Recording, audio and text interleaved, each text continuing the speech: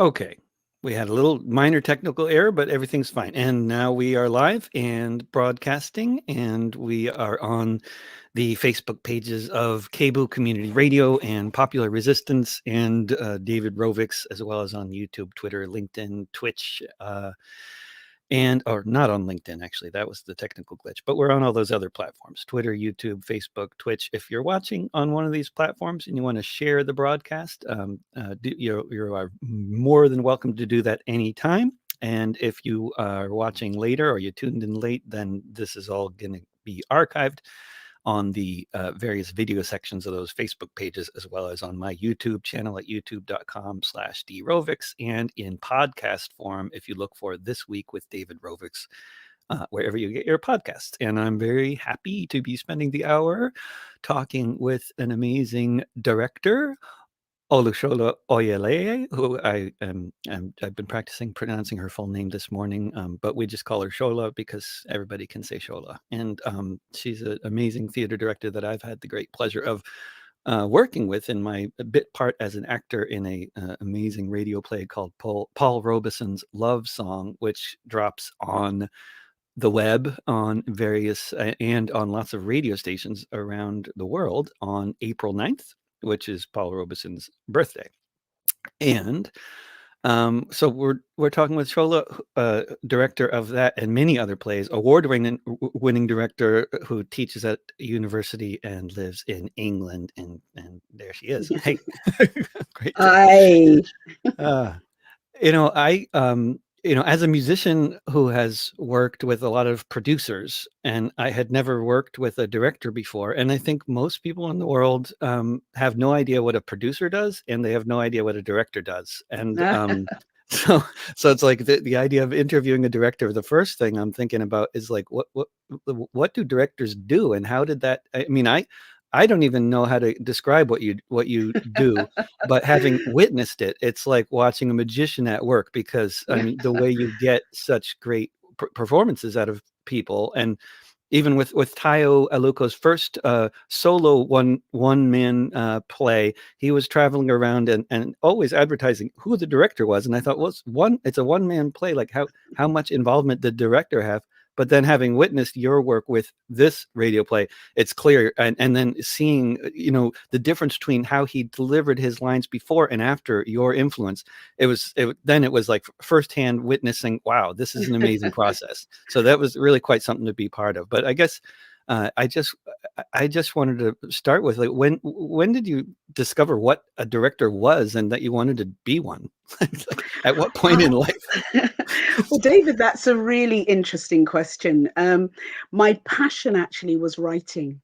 And I have been writing since my mother used to tell me that, if I was writing or reading, she could pinch me and I wouldn't move, So my passion was really writing. And I think when I started, we talk about diversity today, but there wasn't really that much diversity on the stage. It was pockets, and you couldn't get into the mainstream. And people would say things to you. They'd say things to you that had nothing to do with the quality of your writing. It would be like, we don't think this play would be suitable for our audience, or we don't think the topic matter will, kind of read with the audience that comes to our theatre. So it wasn't to do with the quality of the writing. It was the kind of myopic vision about what ought to be in those spaces. And we still talk about that today, about the gatekeepers of theatre. So as I began to kind of develop my own work, I thought, I started stage managing as well. So I was at the Royal Court Young People's Theatre at that time in the writers group. And next door in the main theatre was a youth theatre called The Activists. And here you got an opportunity to learn your craft. It was called The Activists? The Activists, so you can tell where all that kind of idea kind of like came through, and I've still been a creative activist since then. So you got to dabble your fingers in, lighting and sound and stage management, all the technical aspects of it. And my first directing play there was upstairs at the Royal Court Theatre, was a play called Saturday Night by a well-renowned writer now, Winston Pinnock. So I directed her first play, and she's now an award-winning writer. I'm not saying because of me, she's an award-winning writer, but we have that wonderful story together that I actually directed her first play upstairs at the Royal Court Theatre. And having worked on that, yeah, go ahead, David. I mean, that I just it's very interesting, the story of how you got started as a director, and it just it just basically, it reminds me of conversations I've had actually just recently with a brilliant artist here named Mike Crenshaw, who got into things other than hip hop because he wasn't making a living at hip hop, so he got into writing books and all sorts of other things, which is all stuff that he's interested and really good at, but were things that he got into doing because of the obstacles in the way of just doing music. And it's hearing kind of a similar story here. Yeah, I mean, I think that, this is the journey of artists. It's around issues of race, it's around issues of class. For time immemorial, there'll always be obstacles, but it's how you surmount those obstacles. And I listened to that interview with Quinn Renshaw, yeah, and so it was really interesting, again, hearing his journey. But I think the real obstacle for me, the real journey, and the real turning point for me was to realize that I could actually take the reins of my own creative destiny then. And I promised myself that I would never be in a situation that I would work with writers in the way that I was not worked with. And so, do you see what I mean? And so, in a way, even my work with Tayo, it's continually developing and teasing and nurturing to bring out the play he wanted to write. Often the literary managers would say to you, it's not an Aristotelian, 3-act kind of structure. The reality is, and this as a musician, that you can have as many different performers in your head and of ways of writing. But actually, the real magic, the real alchemy is that your instrument, whether it's vocal or an actual, instrument, kind of creates a bit of magic. And that sometimes doesn't have a set structure. It is what it is at that point. And I think that some of the most exciting work that we have seen is because it's channeled through the artist, and it doesn't have that set structure. Of course, we know that the structures are there, and it comes from somewhere, but somehow they've been able to be true to whatever that was at that moment. So that's really, yeah. Sorry, can you talk about some of the ways that you get that kind of performance out of people when you're working with them like that, like when you talk about the nurturing and how you draw that out of people? Because it's like you can write something great and then you can read it and you can practice it and you can memorize it, but none of that is so, I mean, which is all useful, I'm sure, right? You have to, but it doesn't even approach the kind of quality of the performance that you'll draw out of people, even after they've, learned all the lines, written a great piece, memorized everything. So after that point, and when you're working with people like Tayo, can you just share some of those tips that you were often sharing in the rehearsals? Well, you're trying to encourage the actor. You're nurturing, you're encouraging them to bring out the best at that moment. Sometimes a slight of phrase, a particular energy. You're reminding them of the context in which they're writing, and it's that often is a real process, particularly if you are the writer and you are acting in that piece. You need to create that distance a little bit, that you've written this, but also this character exists in its own entity, and you have to step into that character's world. And that's often, in that case, what I was doing, which is just reminding him of the context and the world in which that scene was taking place, to kind of be there and not to be the writer who is kind of thinking about how these words were said, because sometimes you have to lose words. Do you know what I mean? In the process of putting that together. And it's the same process that I work with. I'm always respectful of the actor's craft. And you're listening very carefully when you're talking to actors and hoping to create an environment where they can offer what their vision is also of what that character can be, so that it is what would you say, it's a process, it's a symbiotic process. Always, I'm not a director who wants to ask actors, even when I have a very clear vision of what it is. Actors are not automatons. They do come with an energy and a thought process, and it's often easier and quicker and more nurturing to allow them to go through their energy, and then you can see and you can meet them halfway, rather than them feeling that what they have to offer is it doesn't have that value. If we all have ownership of the piece, we're fighting to do the best that we can do for that piece of work. And that's the environment I like to work in.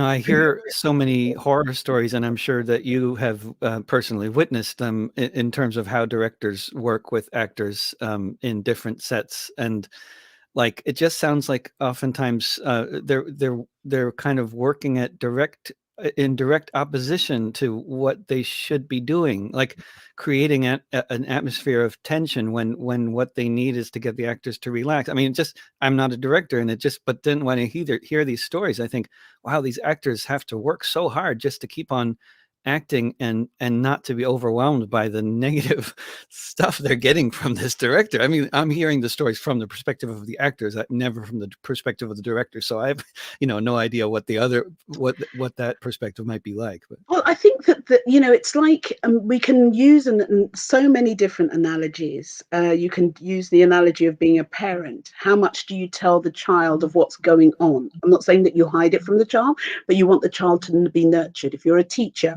you don't have to talk about the challenges that are happening in your staff room. You have to make sure that they have a good experience in the classroom. And that's a lot of burden to carry, because I remember working with a very well-known director who's an internationally well-known director, and I was had the opportunity to work with them, and I saw the producers come and talk to him as if to say, just started working the day before, and I said to him, "Wow, I wasn't expecting that," and he said, "I'm a hired hand." So you can see, I think that was that, and it was also about taking off, like an hour from the show.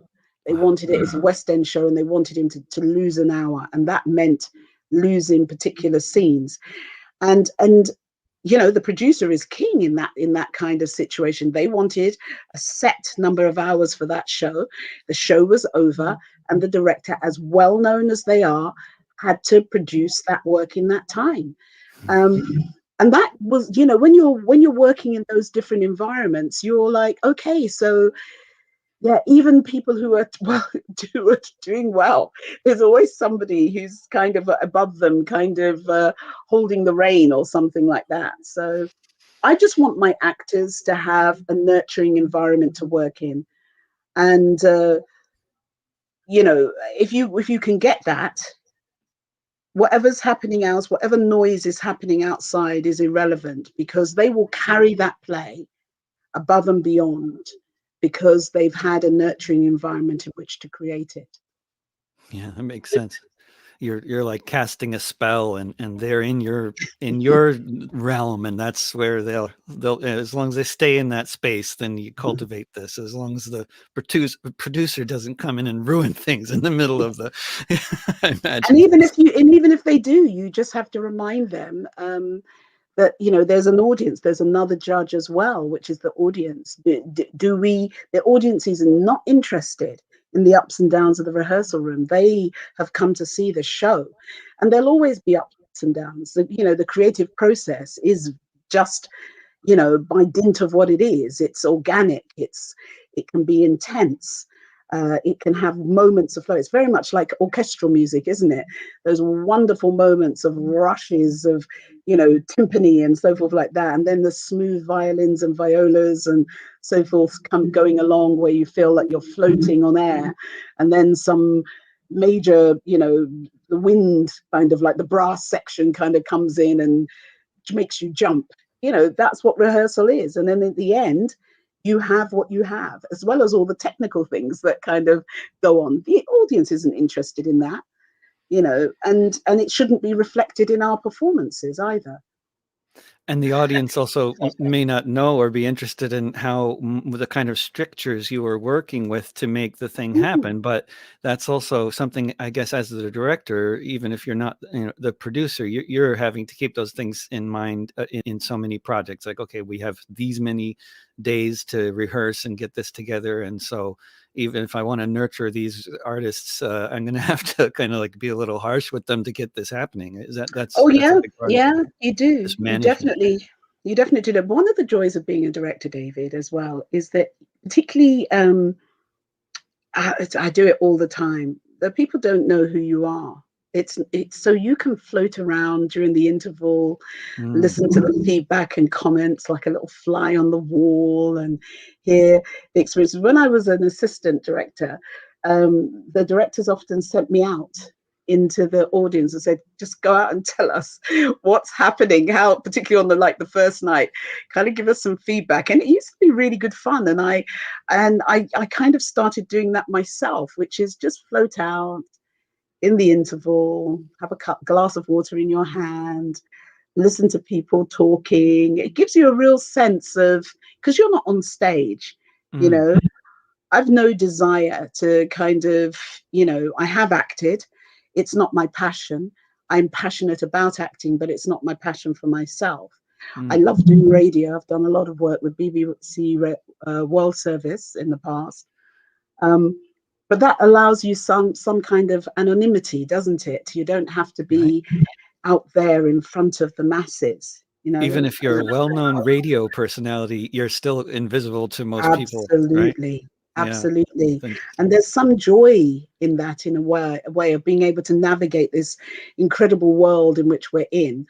And also just to listen, to listen and have the joy of seeing how people are responding to the piece of work you've done, and until somebody who knows you comes and says, oh, really well directed. And you're like, oh, exposed. Exposed. Shola, you have worked in at least 3 continents, maybe more, as a director? Yeah. Yes, I have. I've been very fortunate to work around the world, working in Nigeria, South Africa, Zimbabwe, Ghana, on the African continent. I've Missouri. done some work. I have. I worked with the African Chorus in St. Louis, so that was really an exciting time. I was working with Professor Akinyuba, who sadly is late now, but is probably Nigeria's foremost composer, and also, just creative thinker in terms of musicology, as probably the most famous African musicologist, well, I mean, with Katia, who predates him. Yeah. Yeah. Tayo Aluko, when I was asking him about his different experiences working as an actor and performing in different countries, and it was fascinating because they're really, I mean, like just between performing in Nigeria and Zimbabwe, vastly different experiences, and I just wonder what kinds of what comes to mind when you think about the sort of similarities and differences of working in different countries? I think that the joy is a joy of learning and experiencing. It's a very experiential experience. So obviously, my heritage is Nigeria, and we're close to the equator, and we have different types of food, and there's a lot of color and energy and materials. And then you go further south, and it's a different type of energy. I remember being in Zimbabwe, and just the air. Those points where the altitude is just kind of like, and you don't really think about that. And the cold, oh my gosh, when we were in South Africa, we went there in the winter and it was freezing. And you kind of just think Africa heat, but they're not near the equator. So it's just like a whole different shebang. When you see snow, you're like, seriously? Seriously? you know? So it's just, and I just think politically as well, there are countries on the continent that it was a privilege and still is a privilege to have been able to go there at that time, at points of political change, and just bear witness as Can a you creative. any Yeah. particular moments? I'd love to hear about any of those moments of political change. I mean, some of the best stories that I've ever heard anybody tell are friends of mine who happen to have been, somewhere in Africa or elsewhere in the world at a point when there was some major political change happening. Well, my first experience of that, funnily enough, was I wasn't there. I was in the Czech Republic, but it was called Czechoslovakia then. I was a young director. I'd gone to work in a place called Ústí nad Labem with another director, gone to assist. And I watched the Berlin Wall come down on television in a tiny little apartment in Prague 10, and was just glued to this television in this tiny little apartment, which was owned by an actor who had rented it to me. And I just thought, this is just incongruous for me. Do you know what I mean? It's going on the tram. Here you are at this time. I mean, where couldn't have been a better location, really. Oh no, totally. No, totally. And then I went to work in Hungary, and I worked in a teacher training college. And what they were doing then is using drama to come out of Russian language and try and use drama as a way for the trainee teachers and teachers to use English as a medium rather than Russian. So in both cases, I learned some language. I had about 5 weeks worth of Hungarian classes so that I could do my first kind of introductions in Hungarian, and Great. people would be like surprised. And maybe I was a little bit at the time.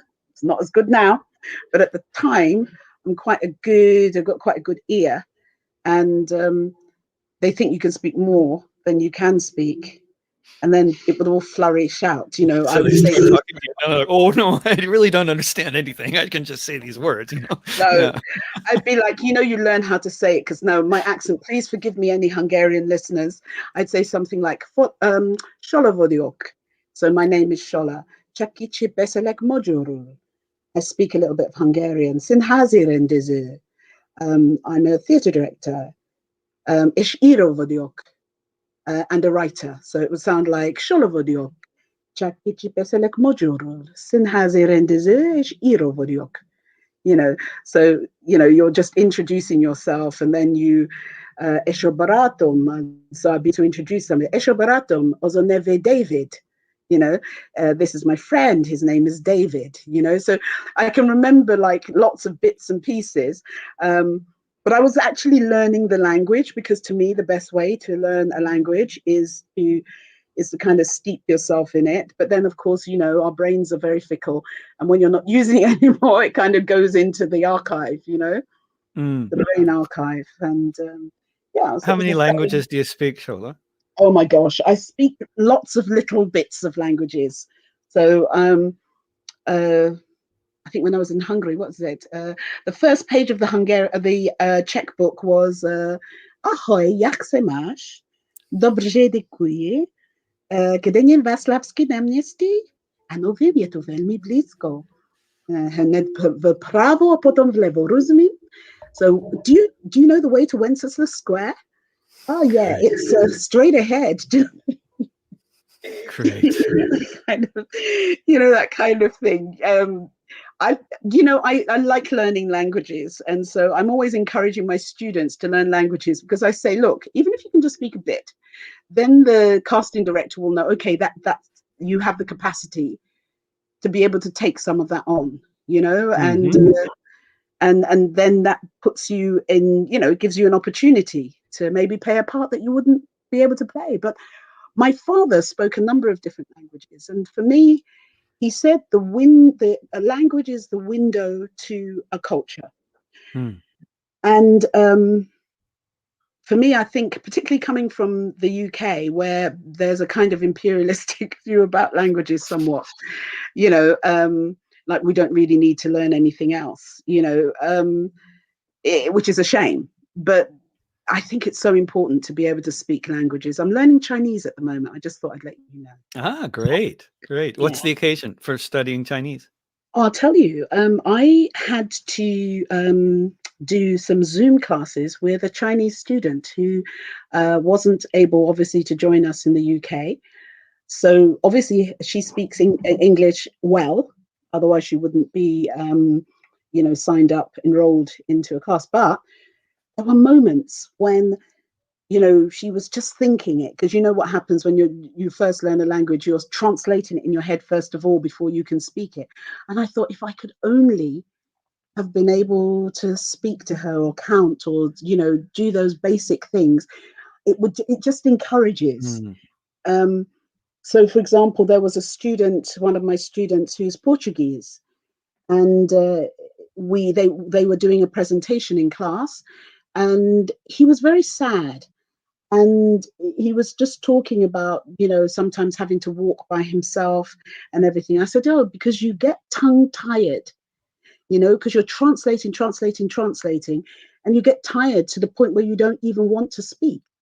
And so he was Portuguese, and I just said, boa noite. I don't even know what I said, obrigado, something, you know, whatever. And he's just face lit up. It was like, oh my gosh, and then, you know, I said, I'm sorry, I can't remember much more than what I had said to him. But you realize how being able to speak a language can just connect you. And I love literature, and we do not tap into a minuscule portion, that was really good English there, of the literature available to us. Do you know the canon of literature that we could access? We just access a tiny amount of it. And there's something wonderful when you can speak a language. Or you can have access to a language when all of a sudden, you know, I can look at Chinese script now and actually read some of it, not all of it, but some of it. Whereas before it was lines and, you know, things. And now I can look at, oh, that's 1, 2, 3, 4. Or that's, do you know what I mean? Or I can work out how it's made up.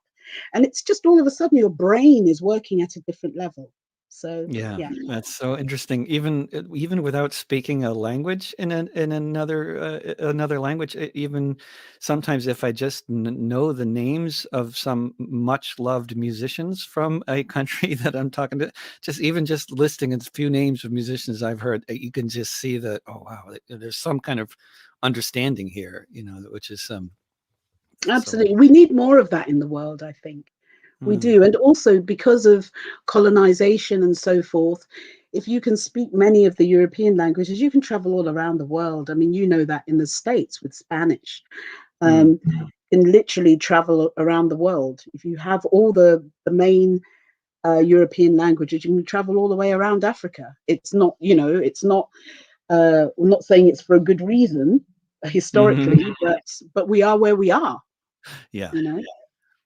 Yeah, you know, Attila the Stockbroker, the punk poet from England, who I've done a lot of touring with, he speaks French, German, and English, and he was performing in the Basque lands of southern France, and singing in English and speaking to the audience in French, and everybody at least understood the French he was speaking, and not necessarily the English songs, but only some people wanted to acknowledge that they could understand what he was talking about, you know, because it's a bit sensitive. It's a fascinating situation as a foreigner trying to speak a common language with people who are kind of like, you know, have a lot of very understandable discomfort with that common language. No, absolutely, absolutely. And I think because I also was a foreign student when I did some of my training at the Lecoq School, Jacques Lecoq School in Paris. I know what it's like to keep translating, and I know that moment when you're not thinking in English anymore, but you're actually just thinking in French, and you're responding directly and not having to retranslate and think about which tense that you're speaking in. Of course, you're going to make mistakes, but you can just keep speaking. And I think that that's a wonderful joy. It's a real privilege to be able to open up a book in a different language and actually be able to read it in its original translation. Or I love the fact that it took me a little while to realize that that the subtitles on films are not the exact translation of what people are actually saying. So I love watching French films, and you're like, that is not what they've just said. That's just, you know what I mean? That's another level of fun, isn't it? Oh, definitely. We're always having that experience in this household with people speaking Japanese and French, and whenever we're watching something with subtitles, they're never translating it. It's always a very culturally relative translation that they often do, like really Absolutely. Americanizing the Japanese expressions and that sort of thing, not directly translating. How did you first meet Tayo Aluko, who you have now directed 2 plays that he's written and performed in? Yeah. Yes, I have. Well, I think I remember what I remember is that I met him at Chetham's, which is a music school in the north of England, where he was a candidate for the masterclass with a well-known baritone bass singer. So, when they do these masterclasses, they call up people to sing, and they give them some supportive feedback. I can't remember. Both of us have been trying to remember exactly what it was, but I think he knew of me because I had the pleasure, if you like, of being the majority of one in terms of Black directors who've worked with an opera company. So I was the first Black director to work with a major opera company in the UK, which was English National Opera. So people had heard of me at that point. And so he was telling me about this play that he'd written. It was some epic drama about Paul Robeson and Liverpool and about finance and the slave trade. And it was one of those pieces that somehow was so majestic that you'd want the Royal Shakespeare Company or the National Theatre to take on. So I read it, and we worked on it and did a version of that reading. But as we went along, I kept on suggesting to him a number of different things. I was the dramaturg, so literary dramaturg, so I was suggesting other things. And I said, actually, the reality is, I think this is a one-man play. And so, he may tell you as well that we went up to Birmingham. There were 3 of us, myself, him, and the designer, and we met up in Birmingham in the house of Gary Morris, who is the son of Lord Morris, who was a major union leader. We met at his house in a creative capacity and just thrashed the whole thing out there. And so that's, in a way, in a short nutshell, was the one-person show.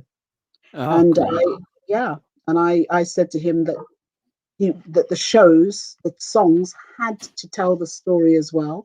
So there were a lot of songs that he wanted to sing that we had to cast aside. But that was it. And those were the early days of... interesting. So his original version of it would have involved a lot more music. It would have been a little more like a concert than as much of a play as it is. It sounds like you had a big influence in shaping that. Yeah, I mean, it was a different type of play. It was much more wordy. It didn't have all the songs that are in this piece now. It was much more of a text, based epic kind of drama. And I just worked with him to strip it back to what it, what it is now. Mm. And then, worked with him and encouraged his directing, because he was in the early stages of his acting career then at that time. And just worked with him and nurtured the piece and asked him what kind of play did he want to do. And, we were a little team, myself, Michael, Conliffe, who was the repetiteur, pianist, Phil Newman, who was the designer and costume designer, myself as director, dramaturg, and Tayo as writer, actor. And we created this little team. And I think the thing that I would share most about that is when you come together to create something, you have no idea what Mm. that piece is going to be. And that is why it's like giving birth to a child, that Mm. you nurture this child, but it becomes its own energy. And I think we're either 13 or 14 years on. This play was at Carnegie Hall. It's traveled all around North America, Canada, some various different countries in Africa, and so forth like that, because he's obviously taken that on and really used and nurtured that play. But who knew at the time? And I said to him at the time that, when you do something like this, you cannot tell what the piece is going to be. But what you can only do is be true to the piece you're creating. Yeah. And his own business acumen has meant that the play has been going on for so long. But And you, its appeal. I mean, its appeal is powerful. I think anybody who sees it and they talk about it and they tell everybody about it, and then of course the fact that Paul Robeson had his own audience. So I think that's part of the appeal as well. For at least here in the U.S., especially with Oh no, certain. even in the UK, we had audiences where you'd get elderly people of 80 and 90 who talk to you about they were alive when Paul Robeson last came to the UK. They'll bring programs that are signed by, you know what I mean? And it Yeah. was a fascinating kind of living archive in a sense by doing this piece. So that for me was even more special than to see the audience's reactions to this, to this piece of work. Yeah, for sure. But Absolutely. really, it was somebody had a passion to tell a story, and you need to have allies. You need to have creative people around you who support that passion, and that's what it was. As a writer, that and then as a as a director, as an actor, you must have been this whole. I keep on running across the theme of basically something along the lines of less is more. Like you can just say so much so powerfully with a few words if you do it the right way, much more powerfully than some long paragraph that doesn't capture the right way of expression. That's such a big part of the whole craft, isn't it? I mean, so then I, mm, Mhm. As a writer, then how do you think you must if you're writing a play, you must be thinking about the process of writing it so much differently than a novelist would be in terms of well, how you're doing it as you're going, yeah, because I you're think thinking about how it's going to be performed. Yeah, I think the real thing is that you mustn't forget that there's an actor who's there, who embodies it. We say so much with our, non-verbal communication. And sometimes, yes, of course, you need those speeches, you need the inflections, you need the space between to kind of, that air, that space between that tells a story. But sometimes you don't even have to say anything. It's with a look. And that And says, yeah, more than anything. how did you have was it challenging to deal with the prospect of directing a radio play where you couldn't do expressions like that? No, because I think the voice tells you a lot about the Isn't that weird? You emotions can and tell when somebody's smiling based on whether absolutely. that's so strange. Yeah. Yeah, you can. And you'll say to somebody, smile through this, find the joy through it. This is a joyful moment, you know. And then the moment that they smile, you can yeah, you hear another story, a brightness in the voice, you know. So yeah, there's an emotional connection that you're trying to make sure that the actor taps into and doesn't forget, with the angst and the anxiety of trying to get it right and not, and not make mistakes and so forth. And sometimes you have to talk to them, almost as if you talk to a musician reading a score. Like when you tie a note together, you'll say, well, you can't take a breath there. You must be able to take enough breath to tie those words into it. And we do that often in classical text to make sure that you may have to speak 2-3 sentences without a breath, on one breath, to kind of keep that emotional drive and journey going through. Yeah. So I think there's a lot to do with music, And then if you're yeah. performing on a mountaintop in Zimbabwe, then you have to do the whole, you have to do it differently because you'll have to breathe twice as much, right? Oh my gosh. Oh I've my gosh. encountered that as a performer. Like when you're performing in on top of a mountain, it's a whole, all the songs that you know when you're breathing, and as long as you're not too nervous, you can do it, and you know when to breathe and it's going to work. But at 10,000 feet, that's all out the window. No, it is. And the lightheadedness of it as well, that is just kind of something else, isn't it? But yeah, Mm-hmm.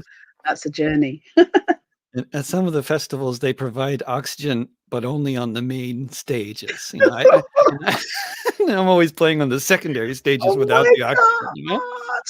Didn't you have anybody to sneak in and just kind of grab, a canister of it, I mean, I didn't want any, but it was just interesting to know, like, they actually have oxygen tanks on the main stages. This is No, like seriously. I didn't realize, there were any festivals where they provided oxygen for the performers, but, yeah, there are. Yeah, that makes sense though. I mean, it makes sense though, because you can get pretty lightheaded with Right. it. Yeah, for Right. sure. And having basically worked with Tayo on 2 different plays about Paul Robeson and been around for a lot of performances, and I wonder, I mean, I don't know if how familiar you were with the story of Paul Robeson before working on these plays, but I imagine Paul Robeson now has a fairly somewhat outsized role in your life at this point, at least over the past few years. I don't know if what just if I just looking for I was random very stories. familiar. I was very familiar Okay. with Paul Robeson, in actual fact, and I'd done a couple of projects and written pieces about him in terms of my work in opera. And Right. so because of his specific voice and his work in classical theatre, with his performance of Othello with Peggy Ashcroft, so I was actually familiar with him. That makes sense. Yeah. So when Paul, obviously Tayo knows a lot more about Paul Robeson now than I do, but there was a time when I can honestly say I knew more about Paul Robeson than him when we started. But he's inhabited this character now, and that was the point of it, which is inhabiting a character, being truthful to a character's journey, to the frailties and the nuances of that character, rather than being on the outside judging the character. You have to be inside. No human being is perfect. We're all flawed. But do we wear our flaws as something to be to be battled with, or is it, can we contextualize with the kind of journey and the life that that individual is leading in a social political context, that their flaws happen because of the time that they're in, and what they're experiencing. Yeah. And that gives a richer texture to the character. And I certainly think that journey, in Tayo's journey of developing that character, has certainly been the case. In your work with the British National Opera, just switching gears there, but what were you were directing the actors on the what were you doing? Just I don't know all these different roles in theater. Like there's a lot of different roles that I'm not even familiar with what the different roles are. Well, it's a really interesting thing. I was working at the Soho Theatre as an assistant director, And then I got this opportunity. I've been trying to get to work with the BBC for a while, and this opportunity came for me to work with the BBC radio drama. So I was there. And oftentimes, these things happen in twos and threes. So you're working somewhere and you're very happy to stay there. And then another opportunity comes up, which is the same director that I had been working with as in the youth theatre when I was at the Royal Court, was now working at the English National Opera, and contacted me and said that they were going to he wanted to put in a traineeship for me to come to ENO. And I was interested in doing it, but I was also doing other things at the time. But, there's this pull for live theatre. And I thought, when am I going to get the opportunity to work in a massive house, with a big orchestra on a huge stage and everything like that as part of my creative development. So it was really a good opportunity. It had its challenges, obviously, at the time. A couple of the challenges are to do with the fact that in the higher echelons of theatre, be it opera and ballet, there's still a kind of notion that this is such a high art form that only the few can access. And diversity is something of a dirty word, and to some extent still is. I'm not saying that people are not trying, but you can tell by the lack of diversity that it's still, those are considered the creme de la creme higher echelons of the art form, where the unwashed should not enter. And I'm not unwashed, so this opportunity presented itself, and so I had this traineeship there. And what it is basically is that you work as an assistant director. So you work as an assistant director, and you're working with the singers, and you're rehearsing the covers, the understudies. And my first job there was one of those things where they put you on the diving board and you dive in. So I was working on Jonathan Miller's production of The Mikado. So he had done it the previous year. And I was working on the next rerun of it as the assistant director. And my task was to rehearse a whole new cast. So everything was changing. So I did all the understudy rehearsals, and it was a new cast that came on board. And the Coco was Richard Stewart, who has been playing, I think, that role since then. But I directed him, if I can say that, because most of these singers, they've seen the role, they kind of know what they're doing, but you're directing them based on your book. And he actually gave me one of his lists. So somewhere I've got his little list that he gifted me. So that's really kind of quite precious. So you're working as an assistant director, but you are working with all the understudies. And when the cast changed, and they went on and they became, and you just have to keep on doing the second cast understudies, because, obviously in opera, just as in dance, people can lose their voice. And so there has to be an understudy ready to go on if needs be.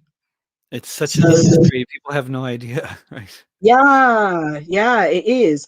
I remember working on a musical in the West End, and people used to jump. I was a resident director on a show. The dancers used to do some pirouettes and everything and jump down a flight of stairs en route to kind of going into the West End to get their lunch. One of them jumped down a flight of stairs, twisted his ankle, and actually, I think he broke it. It was horrible because I was there, and was off for months and months. And then you are having to, this person has to move to this role, has to move to this role. Do you know what I mean? You just have to kind of, all the understudies, the second cover becomes the first cover, oh my God, it's a real kind of, So people think there's a lot of work when you're working on a musical, for sure, if you're the resident on that show. And so much work that people have no idea that goes on behind the scenes, right? And they shouldn't know. Of course, right? They shouldn't know. I mean, that it's not their job to know. But I do have some thoughts on that in the light of the fact that our industry has been so badly affected. People say to me, "Oh, we just can't wait normal. And I'm like, I don't want to get back to normal. Yeah, what I was want to get normal? I mean, yeah, let's talk about I was gonna just ask you about that because I mean, all the time you've been working basically, I mean, fair to say, for pretty much your entire adult life, I think I could yeah. say. You've been dealing not only with an industry that's very very white and very discriminatory, but also in England and in the United States anyway, but industry which is also collapsing. I mean, it's basically like, I mean, I don't know, at least maybe that's not quite fair to say of live theater because it's a little different than but most artistic industries over the past 20 years have been in some form of state of collapse as a result of, I mean, with music, of course, it's because everything's now free and there's no more merch sales. And with, Mm, with journalism and with writing, it's a very similar situation. With live performance, whether you're in theater or music, I think we've all been dealing with the problem of the cost of real estate doubling and tripling, and then venues disappearing and shrinking and becoming much more expensive to access. And I just wonder what kinds of, I mean, this is a massive question, but just in terms of the way the industry has been going as you've been trying to be part of it, mm, what's that, what thoughts do you have on this continual decline of the industry in terms of, like, from a financial standpoint, it becomes less and less, I mean, there's less and less grant money, there's less and less financing for the arts in so many countries. That's certainly true here, and I believe it's also true in England. It's becoming more scarce, this kind of funding. And mm. has that been a big part of your life? I think the thing about it is, and the one thing I would say is we have this obsession with just doing a canon of work, which is really important, but that we're not creating the canon of work for the next century. So whether it is in classical music, whether it's in our uh, classical repertoire of plays, um, my my personal viewpoint, I've expressed this to my colleagues, is that we have at this particular point disposable theatre. So you get a play, it's funded, it's on for a few weeks, and that's it. We're not creating the canon of work that needs to sustain our industry for the next millennia and or millennium even. Yeah, and But that's a yeah. financial issue to a large extent, isn't it? Is a problem of capitalism, and because if you want to put on a show, if it's Porky and Bess, then people are going to come, and if it's Paul Robeson's love song, then or whatever. I mean, it's just less likely to attract an audience, right? Well, why would that be, David? It would be because if Right. you took a piece of work to the people, I mean, no, there's always new musicals. Musicals are one of the sustaining things that, but the stories are not often new. But Jamie, which was on at the West End, started off in one of the regional theatres here, and then ended up in the West End and incredibly successful about a young boy dealing with sexuality and identity and so forth like that. There are plays and musicals that often, shatter the frame, if you like, and just are a breath of fresh air.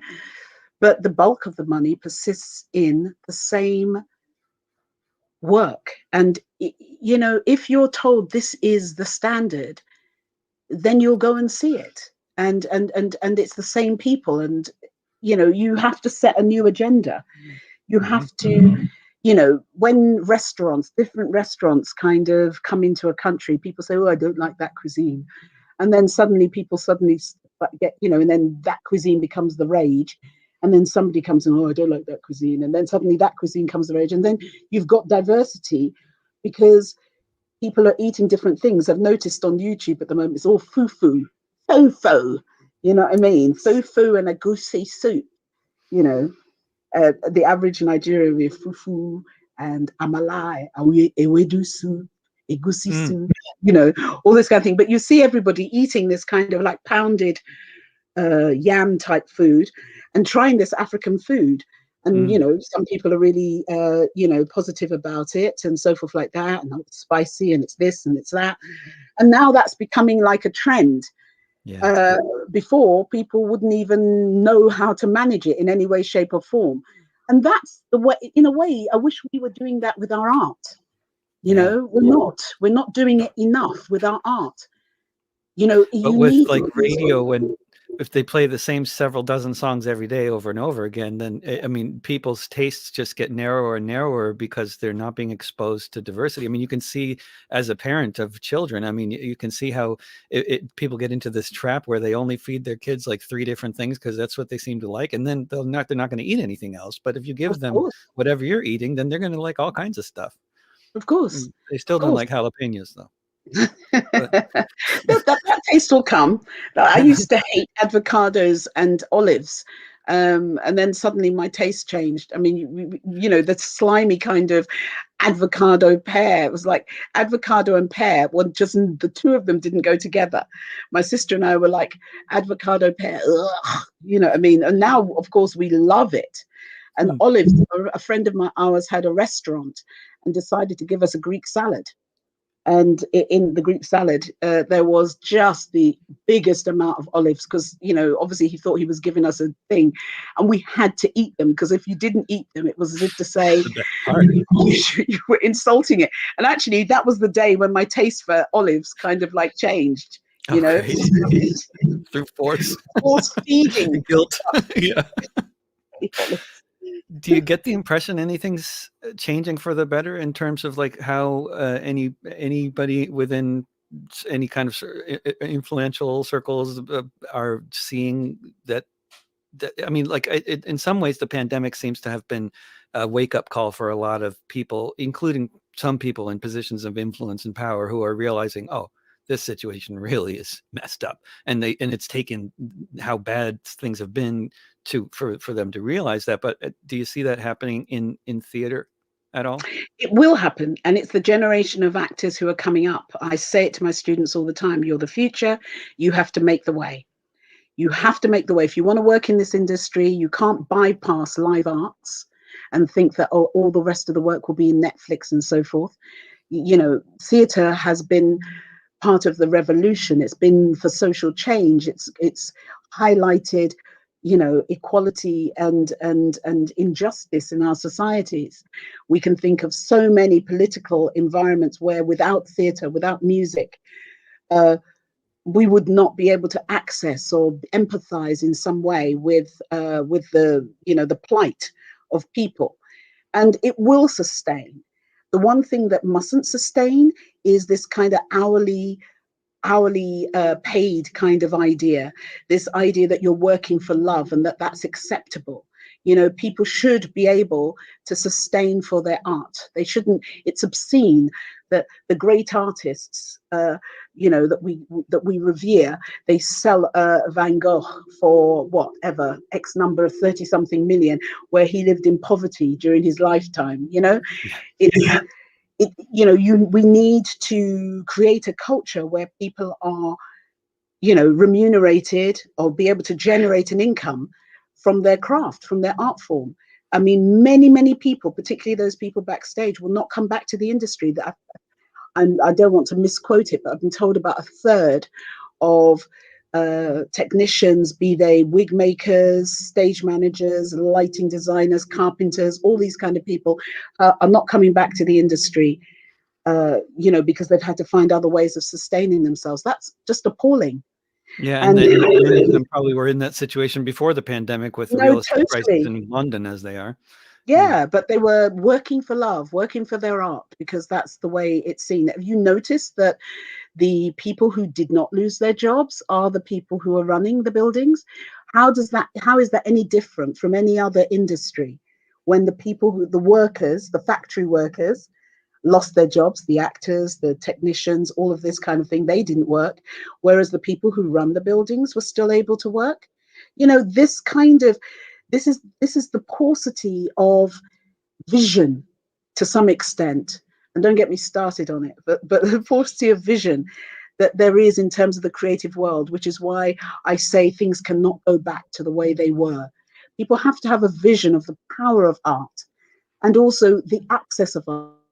History is littered with creatives who didn't even get to shine, or we just saw a morsel, and you want to say, oh, if they'd lived, or if they'd had more access, maybe we'd have got this, that, and the other. The power of the time that we're in is that people can make their art form on their own because of social media and so forth. We've got many talents who, their fame, if you like, and their art form has come through social media. So I like that autonomy to some extent. But the other side of it, as you say, is that, how do you make an income? How do you sustain in that process? Yeah.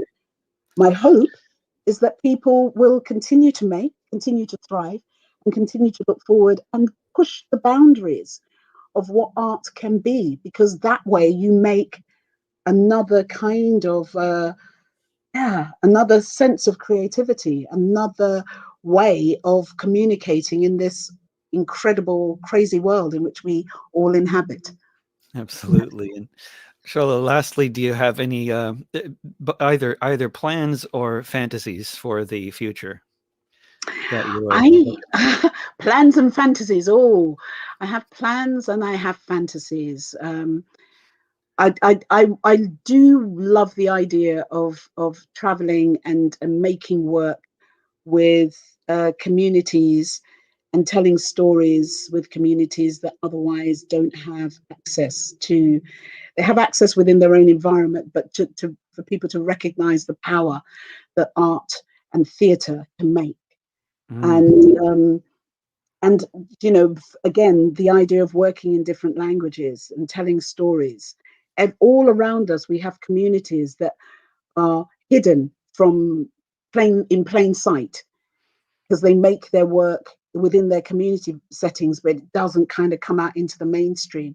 And I hope as a result of this pandemic that people's vision and hearts and doors will be open to the work that people are creating, not the myopic vision that they think that their communities or their subscribers want.